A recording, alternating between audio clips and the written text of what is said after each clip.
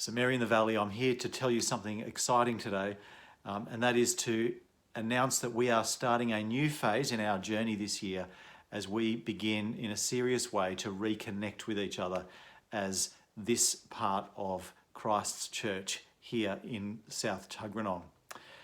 Our COVID action team has been really busy. They've developed our policies, they've spaced out the chairs, they've even cleaned and in fact sprayed the church because there has been a little bit of movement of people throughout the building while you've been away. The place is squeaky clean, ready to go, and from Sunday the 19th of July, this coming Sunday, there are going to be a number of services of worship commencing in the church. I wonder if you've got any questions. Dave, can you tell us what's happening? I'd love to tell you what's happening. Well, basically what's happening is that we're beginning to move towards a system which shifts us from being passive consumers of online content to beginning that journey of reconnecting and worshipping alongside each other as a church. Now, it's not without its complications, it's not without its limitations, but we're making a start.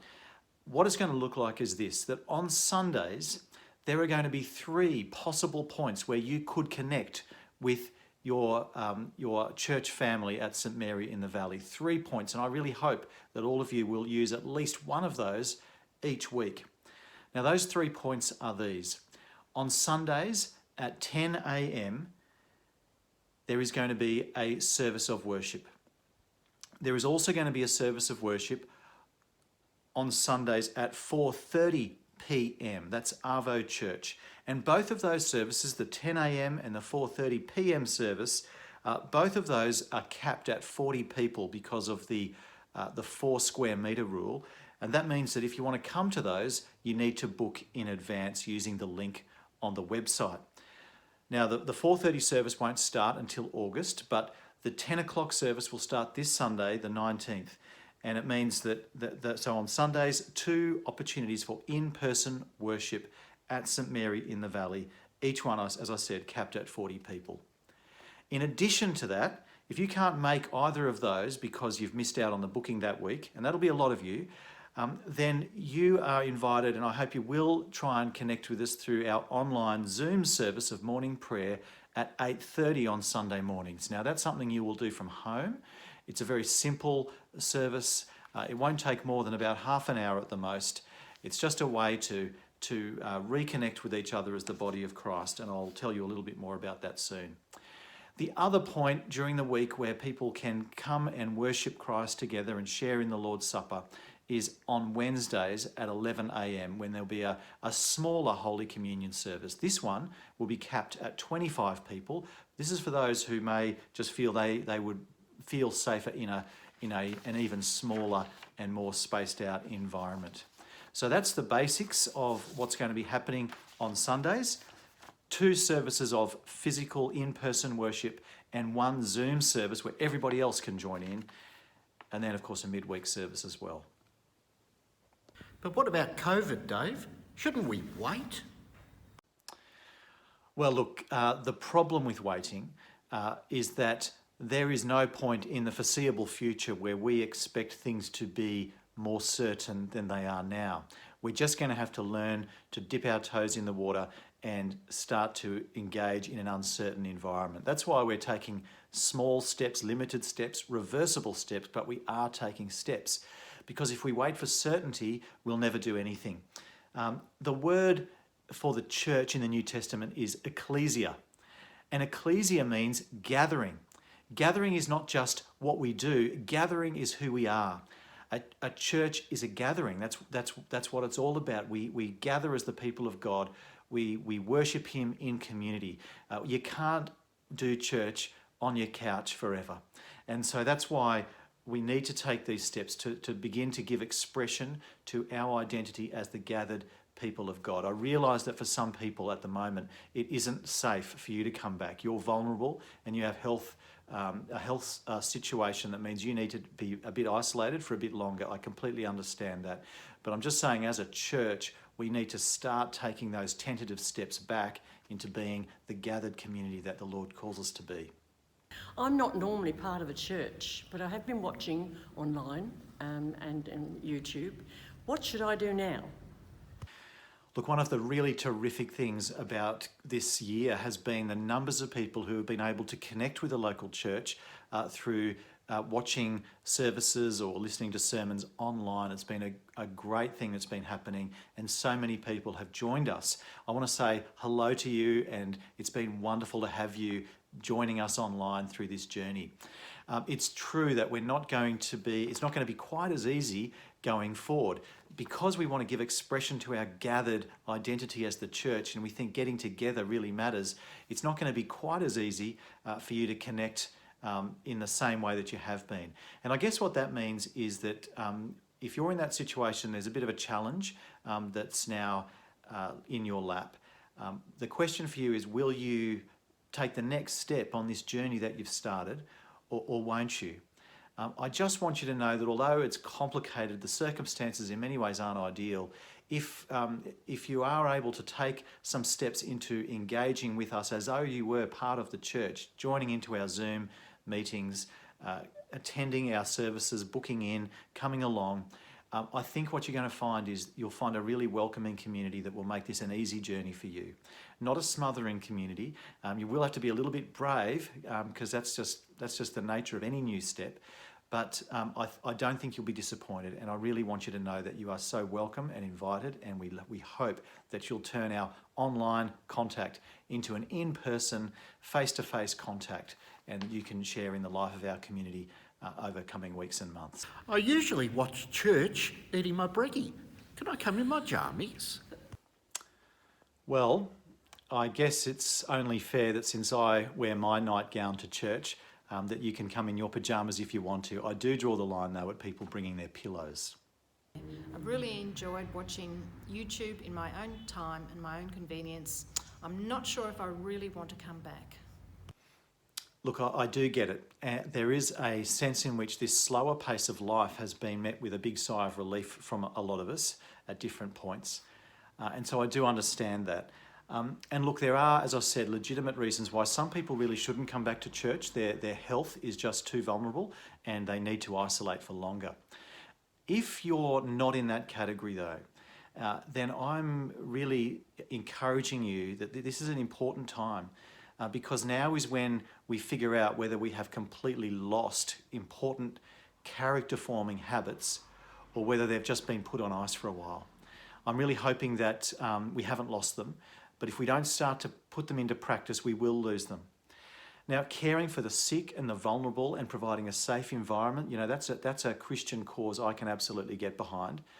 But catering indefinitely for a consumerist lifestyle where church is something that you consume in your own time when it suits, catering for the right to a Sunday morning sleep-in, well, that's not a cause that I'm particularly excited about getting behind.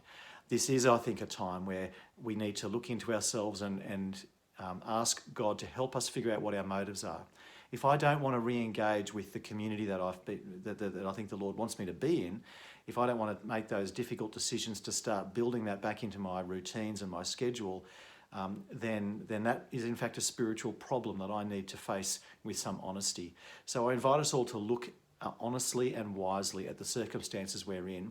If we should stay away, then we have Zoom and those sorts of ways of connecting. But if you can attend church, then you should start to now build it into your habits so that it becomes part of your life. And it's only when that happens that it will sustain you in the years to come. We really need to form good habits, and this is the time that has to restart. Dave, I realise there's a cap on numbers, and I don't want to take anybody else's place. Should I give it a miss for now? No, absolutely not. We really want everybody who feels that they are in sufficiently good health that they can come to church. We want you to be there. It's for you. That's why we've gone to all this trouble of this rather complicated arrangement so that people can actually get to the church. What I would ask is, if you are a regular St Mary in the Valley person, that initially you only book yourself in to come to church once every 3 weeks or so. Now that's particularly so for morning church actually. I think for most of our Arvo church people, that they can probably come along most weeks. But if you're a morning church person, initially, every 3 weeks I think is about right. Having said that, If you want to check the website on the Saturday before church, and if there are vacancies still at that point, please, by all means, book yourself in. I would rather have people coming a little bit more regularly, but the seats full, than having seats wasted because everybody's being too nice. You know, it's the worst thing about Christians. Two Christians trying to walk through a door at the same time. They both step back after you, and no one ever walks through the door. Or Christians fighting over the right to not have the last cupcake. You know, let's not be like that. We actually want people to eat the cupcake. We want you to walk through the door. We want you to be at church. So please come along roughly every 3 weeks, more frequently if there are spots still spare the day before. What's happening with kids in church? Look, the question of how we involve children under these new guidelines is a complicated one. Probably our approach will evolve a little bit as we get used to it. But the main message I want to send to you is, kids, you are so welcome to be in our church. We want you there. The church is for you just as much as it's for us older people. So in our services at 10 a.m, and at 4:30 p.m, when that resumes in August, at both of those services, kids, we're expecting there will be children present. We're going to try our best to engage with the whole age range, from oldies right through to the really young ones. We're going to have a crack at doing this as a church family with all ages and all generations, and we hope that kids, you'll bring your parents, and parents, we hope that you will bring your kids, and we will do our very best to work this out as we go. We're not going to have the kids leaving church to go off to do a separate kids ministry, which we normally have been doing at morning church. At 10 a.m. service, just like at 4:30 p.m, we're going to have everybody in for the service, but we hope you kids will be able to find ways of keeping you engaged. We're certainly intending to keep on with the videos that we've been making, so you can see the ministry that's been brought to you through people like Libby and Sky and Fiona and their families. So that will continue, and that'll be present in the various services that we have. So kids, stay as part of the family. You're very important to us. I'm really worried about this Zoom thing. I'm not really good at this interweb tech stuff. I know we can all be a bit scared of technology, but let me say this about Zoom. I'm pretty sure my mum can use it. Mum, if you're listening to this, I don't mean that disrespectfully, but I've been hearing stories in churches and through contact with other pastors in the last few months of people in their 90s who now routinely use Zoom as their way of doing church. It's really easy. If you can click on a link, then you can almost certainly access Zoom.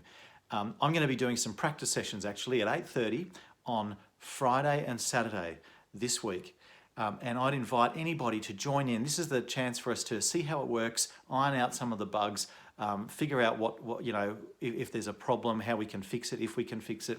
But it's pretty simple. You just click on the link in the email that you received or on our website for the Zoom practice sessions, okay? That's 8:30 on Friday and Saturday of this week, leading up to Sunday the 19th of July. If I use Zoom, can people see me? Can they hear me? Not if you don't want them to. If you don't want people to see you, if you don't want people to hear you, then Zoom certainly has the option of having your camera turned off and in fact your microphone turned off. So while one of the great things about Zoom is ideally you can actually see other members of the parish and your church community and communicate with them, and there'll be the opportunity for you to do that if you would like to. If you're self-conscious and you don't want that, it's completely fine to have your microphone and your camera turned off. No one will see you. Having said that, I still wouldn't get dressed for the day while Zoom church is on, because accidents happen and it's not worth the risk. What about music? Can we sing? I love a good tune. So do I, Andrew, so do I. I love a good tune, but unfortunately for now, the guidance that we've been given, the instruction we've been given, in fact, is that singing is not appropriate at the moment, because we understand that singing can significantly increase the risk of aerial transmission. There's a lot more spittle flying around the air than we like to think about. So just for now, we're not going to sing. There will be music in the service, okay? But we're just going to have to be flexible and understand that some stuff is going to be a little bit different. Dave, what about families or just people with children? Can we move the seats? Yes, when you come to church, the first thing you'll notice just about is that the seats are quite spaced out. But if you're at church with members of your own household, then please feel free to move those seats closer together. There's no problem with doing that. Just make sure that you stay 1.5 meters away from people who are not within your household. Dave, is there going to be communion? Yes, so my plan is that there will be Holy Communion at the 10 o'clock service each week, and at the Wednesday service. It's going to be a little bit different, of course, to what it normally would be. Although there'll be bread and wine present, the only thing being distributed will be the bread, okay? And you don't have to receive it. No one's under any compulsion to come and receive the bread, but it will be there and it will be distributed in a very safe and careful way. So I'll be sanitising my hands left, right and centre, and I'll be very careful in the way it's distributed. So yes, there will be communion, but there won't be wine and certainly no common cup at this stage. What about Messy Church? My grandchildren are really looking forward to it. Yeah, to our Messy Church families, it's been a long time now, and unfortunately we really are not in a position to resume Messy Church. One of the reasons for that is, of course, all of the social distancing complications, but also the fact that at the moment we're not allowed to have meals in the church, and that's such an important part of that community. So Messy Church isn't resuming just yet, but if you're missing Messy Church, I'd really love you to come and join us and book in at one of the 4:30 Arvo Church services. That's the closest thing that we have. And we'd love to have you there. Please join us at 4:30. You just have to book in on the website so that we can make sure we're within our numbers limit. Of course, you're also very, very welcome at our 10 o'clock service. Again, you have to book in, but that's going to be a child-friendly service. Children and oldies and everyone in between, you're all welcome to come to that. What about St Edmunds at Tharwa? Tharwa, because of its small size, St Edmunds Tharwa can only fit 8 people in it legally because of the 4 square metre rule. So unfortunately, we won't be having services yet at Tharwa, but when that changes, obviously we are keen to resume services at Tharwa once that becomes practicable. But in the meantime, for our St Edmunds family, please come and join us either on Zoom or in person. You're a part of our family. We hope you can join us and be spiritually fed, even though St Edmunds itself is not able to be opened just yet. There's so much more that could be said, and no doubt there's a lot more that is going to be said in the next few weeks. What I want you to know really is that what we're starting this Sunday is not the last word, it's just the first word on our re-entry back into church life. It's not a perfect environment. There's all sorts of problems that we're going to have to navigate. It's a long way from being ideal, but it's the best I think that we can manage right now. And I certainly intend for us to be fairly flexible and adaptable. We will do things differently as that need becomes clearer. In the meantime, I mean, worship is very important. It's the heart and soul of what we're about. But there's other expressions of our church family's life as well. So please, in the meantime, be calling each other, be checking in on each other, have each other around for meals, spend time together, maybe get into some smaller groups and start building that community life in a more organic and slightly disorganised and chaotic fashion, just connecting with other people, with your friends and with those you may not know yet so well within the St Mary in the Valley family. Please be doing those things, and then in the weeks and the months ahead, I think we'll find that our community bonds will begin to reconnect and re-establish, and we will get there. I've done another video on what you can expect to find when you come to church for the first time, so I hope that will answer a few other questions, and I'm really looking forward to seeing you over the next few weeks.